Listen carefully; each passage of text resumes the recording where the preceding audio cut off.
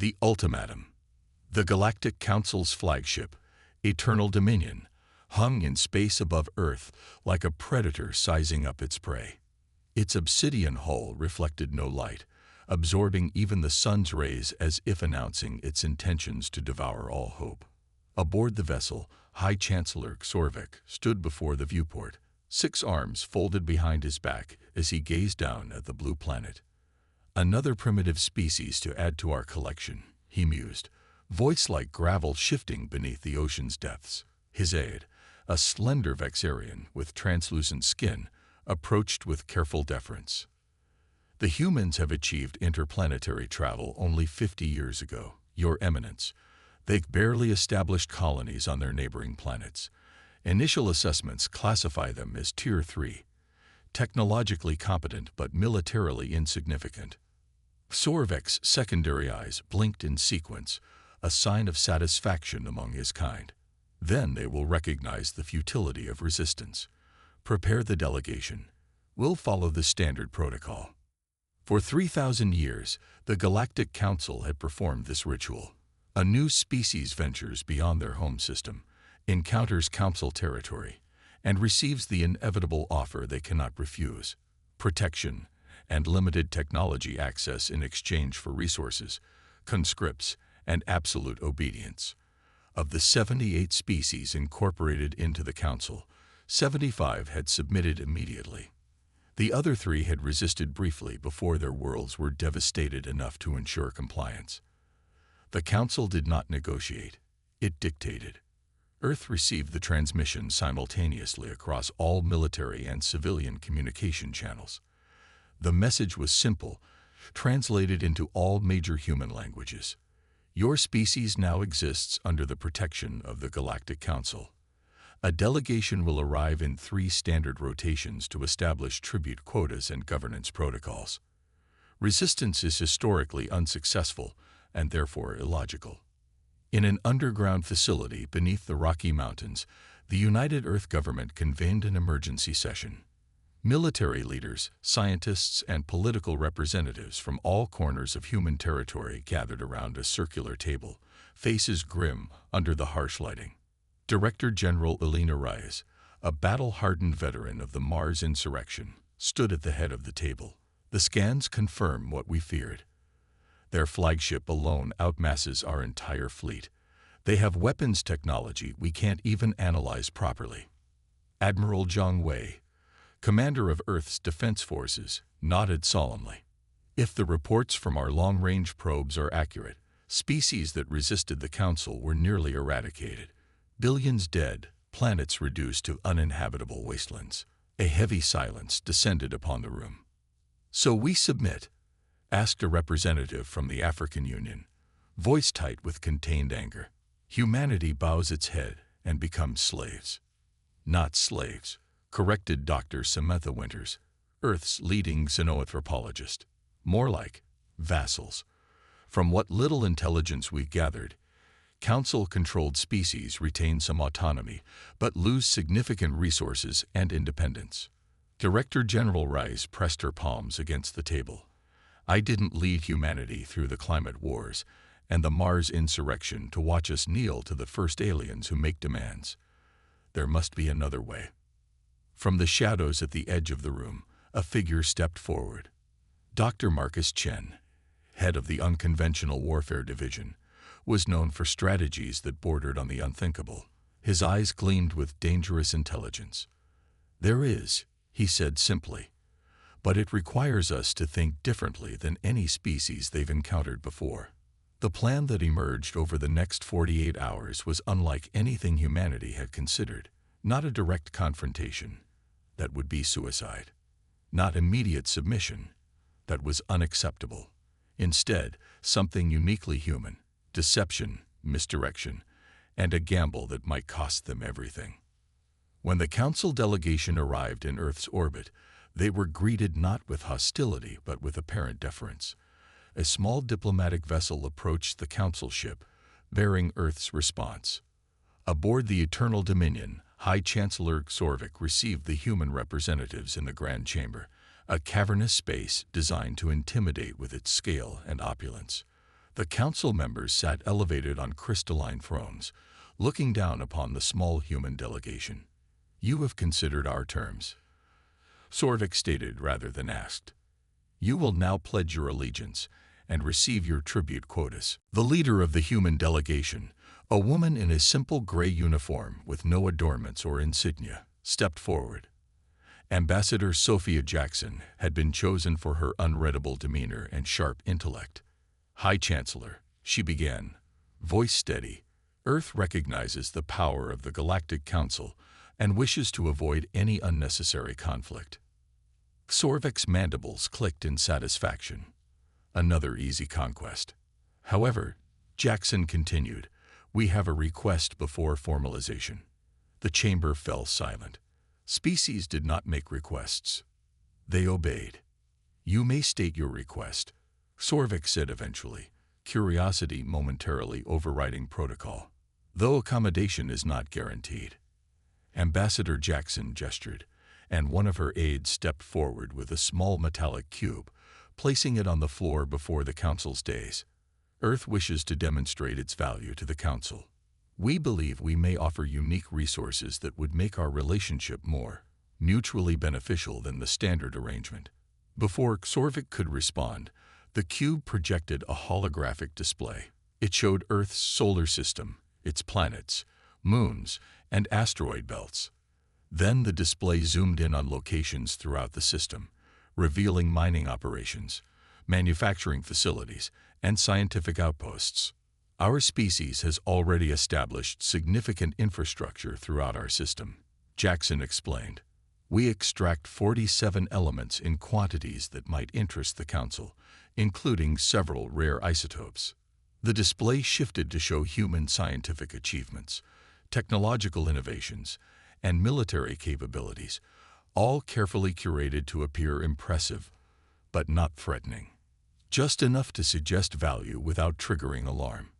"We propose a modified arrangement," Jackson said, "one that acknowledges Earth's potential contributions while respecting the Council's authority." Sorvik leaned forward slightly, secondary eyes narrowing. This was unusual, but not unprecedented. Some species attempted negotiation. It typically ended poorly for them. "What you propose is irrelevant," he stated flatly. "The Council's terms are non-negotiable." Jackson nodded as if she had expected this response. "Then we respectfully accept the Council's protection. Earth will prepare to receive your governance protocols." The ease of the capitulation surprised even Sorvik. Most species at least attempted some form of resistance or bargaining. The humans seemed almost eager. "You understand that tribute quotas are substantial," he warned, suddenly suspicious. "Your civilization will experience significant material reduction." "We understand, High Chancellor," Jackson replied, her expression placid. "Earth recognizes reality and adapts accordingly. It is our way." As the human delegation departed, Council member Zevnar, an ancient being of living crystal, leaned toward Sorvik. They submitted too easily. The crystalline entity vibrated. "I sensed deception." Sorvik dismissed the concern with a wave of his upper limbs. All species resist in their own way before accepting inevitability. Deploy the occupation force as scheduled. Standard protocol. The following day, 5 massive Council vessels positioned themselves in strategic locations around Earth. Dropships began their descent, carrying the initial governance force. 10,000 elite warriors and administrators who would establish Council authority on the planet. As the first ships entered Earth's atmosphere, they encountered no resistance. No defensive fire, no atmospheric fighters, no desperate last stand. Military bases tracked their approach but remained silent. Civilian populations watched the skies but did not panic. The primary dropship landed precisely at its designated coordinates, the sprawling grounds of the United Earth Government headquarters in Geneva. Council troops deployed in perfect formation, weapons ready but unnecessary in the face of apparent submission. Commander Krulvox, leader of the occupation force, strode confidently toward the human government building where representatives waited. His soldiers secured the perimeter with practiced efficiency, expecting the usual mix of fear and resentment from the locals. What they didn't expect was the silence. The absolute, unsettling silence. No birds sang. No insects buzzed. The environmental sounds one would expect on a living planet were strangely absent. Even the humans standing in formation before the government building were unnaturally still. Commander Krelvox approached the waiting human officials, mandibles twitching with unease. Something was wrong. By authority of the Galactic Council, he began the standard declaration. This planet is now under. He never finished the sentence. The ground beneath the Council forces trembled subtly. Not an earthquake, but something else. Something deliberate. One of Krelvox's lieutenants suddenly collapsed. Then another. Around the landing zone, Council soldiers began dropping without a single shot fired. The human representatives remained motionless, watching impassively as the invasion force crumpled to the ground. Within minutes, all 10,000 Council troops lay immobilized, paralyzed but conscious. Only then did Ambassador Jackson step forward from the line of officials, approaching the fallen commander. She knelt beside him, ensuring he could see her face. "Commander Krelvox," she said softly, "please understand that this is not personal. Your soldiers are not dead, merely incapacitated. They will recover fully once returned to your vessels." Krelvox tried to speak, but his vocal apparatus refused to function. Jackson continued, her voice now carrying an edge that hadn't been present during the council meeting. "I need you to deliver a message to High Chancellor Xorvik. Tell him that Earth appreciates the Council's generous offer of protection, but we must respectfully decline." She stood, brushing invisible dust from her uniform. "Also inform him that the same agent currently paralyzing your forces has been introduced to the environmental systems of all 5 Council vessels in Earth orbit. Your crews are experiencing similar symptoms. The effect is temporary, this time." Jackson turned to leave, then paused. One final message. Earth does not submit. Earth does not surrender. And Earth does not pay tribute. As Krelvox's consciousness began to fade, he heard Jackson issue orders to her personnel. "Begin transport of Council forces back to their ships. Ensure they're handled with dignity. This isn't their fault. They're just following orders." In orbit above Earth, High Chancellor Xorvik received the transmission from his incapacitated fleet. His rage manifested as a bioelectric display that caused lesser council members to back away in fear. For the first time in 800 years of conquest, Xorvik faced something unprecedented, not merely resistance, but effective resistance. Not desperation, but calculated defiance. The humans had not fought. They had not negotiated. They had simply refused. And somehow, impossibly, they had the capability to enforce that refusal. As recovery teams worked to revive his paralyzed forces, Xorvik made a decision that would alter the course of galactic history. The standard protocol had failed. It was time for extraordinary measures. Earth had rejected the Council's ultimatum. Now they would learn why no species ever did that twice. The reckoning. High Chancellor Xorvik stood before the full Galactic Council, all 78 species represented as he addressed the emergency session. The Grand Chamber on Nexus Prime, the Council's capital world, hummed with tension and disbelief. "The human response cannot go unanswered," Xorvik declared, his voice carrying to every corner of the massive chamber. "Their defiance threatens the very foundation of our order. If one species successfully rejects our authority, we detect no significant defensive posture," reported his tactical officer. "Their orbital platforms appear primarily scientific or commercial. Military satellites are minimal and outdated." Admiral Keshvantar had commanded 17 subjugation campaigns. None had required more than 3 days to achieve total victory. He expected this one to be even shorter, given the humans' limited capabilities. "Begin the advance," he ordered. Standard formation. The massive fleet moved into the solar system, a wave of destruction unlike anything humanity had ever witnessed. Leading elements approach Earth's outer defensive perimeter, weapons charging, ready to demonstrate the price of defiance. The Admiral waited for the inevitable desperate transmissions, the pleas for mercy that always came when a species finally comprehended the true might of the Council. Instead, his communications officer reported, "Admiral, we're receiving a directed transmission from Earth. Text only." "Display it," HFY ordered. The message appeared on the main screen, simple and direct. "Admiral HFY, we regret your decision to pursue military action. Please withdraw your forces immediately to avoid unnecessary losses. This is your only warning." Laughter rippled across the command bridge. The audacity of the humans was almost admirable, if utterly delusional. "No response necessary," the Admiral stated. "Continue the advance." As the fleet passed the orbit of Mars, long-range sensors detected unusual energy readings from Earth's moon. Before analysts could determine their nature, the lunar surface seemed to ripple in several locations. Unknown structures emerging from the lunar surface. The sensor officer reported urgently. "They appear to be launch facilities." Before Admiral HFY could process this information, thousands of small objects erupted from the moon's surface, accelerating toward the fleet at impossible speeds. "Evasive maneuvers," he ordered, but it was too late. The objects, each barely larger than a personal transport, did not impact the Council ships. Instead, they attached themselves to hull sections and simply phased through the supposedly impenetrable armor. Across the fleet, systems began failing. Propulsion, weapons, communications. Ship after ship reported critical malfunctions as the tiny devices infiltrated vital systems. "They're nanomechanical infiltration units," the science officer realized with horror.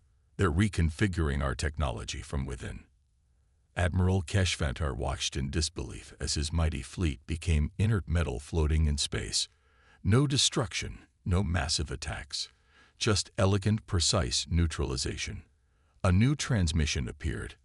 "Admiral, your fleet has been disabled but not destroyed. Your life support and essential systems remain functional. Please stand by for further instructions." On Earth, Director General Reyes observed the operation from the Strategic Command Center.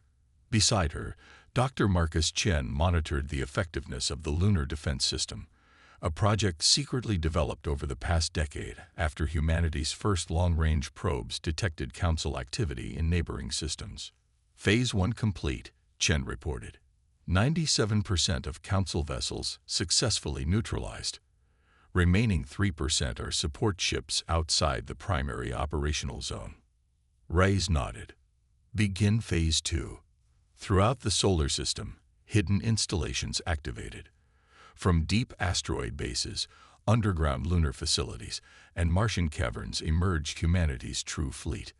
Not the decoy orbital platforms visible to Council scans, but ships of an entirely different design philosophy.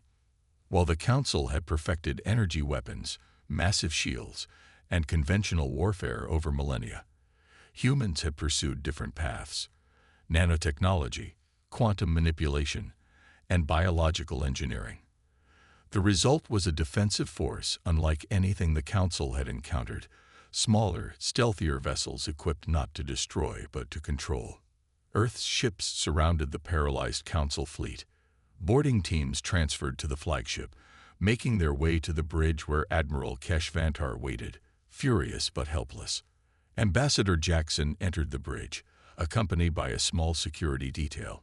She approached the Admiral with the same calm demeanor she had shown High Chancellor Klorvik. "Admiral," she greeted him, "I apologize for the discomfort your crew has experienced. No permanent harm has been done to your people or vessels. This deception cannot save you." HFY managed, his pride wounded more deeply than he would admit. "The Council controls the galaxy. You have merely delayed the inevitable." Jackson smiled slightly. "Perhaps, but I'm not here to argue about the future. I'm here to negotiate the present." She activated a holographic display showing the status of the Council fleet. Ships immobilized, but intact, crews unharmed. "We could have destroyed your fleet," she explained. "Instead, we disabled it. We could have killed your personnel. Instead, we protected them. This is not the action of a species that wishes for war, Admiral. It is the action of one that wishes to be left alone." The Council does not negotiate with. Yes, Jackson interrupted. The Council does not negotiate. It dictates. We've heard this before. But circumstances have changed, wouldn't you agree?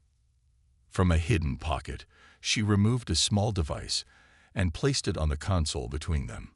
It projected a new hologram, detailed schematics of Council ship systems, weapons technologies, and biological data on 17 Council species. During the initial meeting with High Chancellor Xorvik, we deployed microscopic reconnaissance units throughout the Eternal Dominion. They've been transmitting data ever since. We know much more about the Council than you realize. Admiral Keshvanter stared at the display, comprehension dawning. "You planned this from the beginning." "We hoped it wouldn't be necessary," Jackson corrected. "But humanity has learned through bitter experience to prepare for the worst while hoping for the best." She deactivated the hologram. "Here are our terms.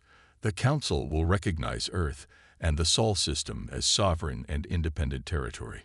Non-aggression pacts will be established. Trade may develop naturally, but will not be compelled. No tribute will be paid." "Impossible," Keshvanter replied automatically. "The Council would never."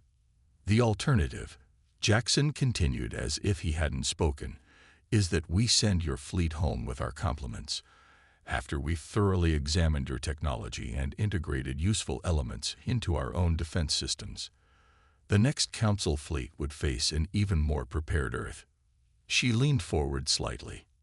"And Admiral, we would share our findings with other species under Council control. I wonder how many would reconsider their position if they knew submission wasn't their only option." The threat hung in the air between them. Not a threat of violence, but something the Council feared far more: the spread of defiance. 3 days later, High Chancellor Xorvik faced the most humiliating moment of his long life. Before the assembled Galactic Council, he announced the unprecedented: a treaty recognizing the independence of a species that had rejected Council authority.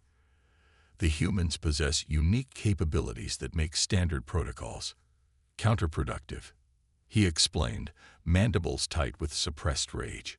"Strategic analysis suggests that accepting their neutrality serves Council interests at this time."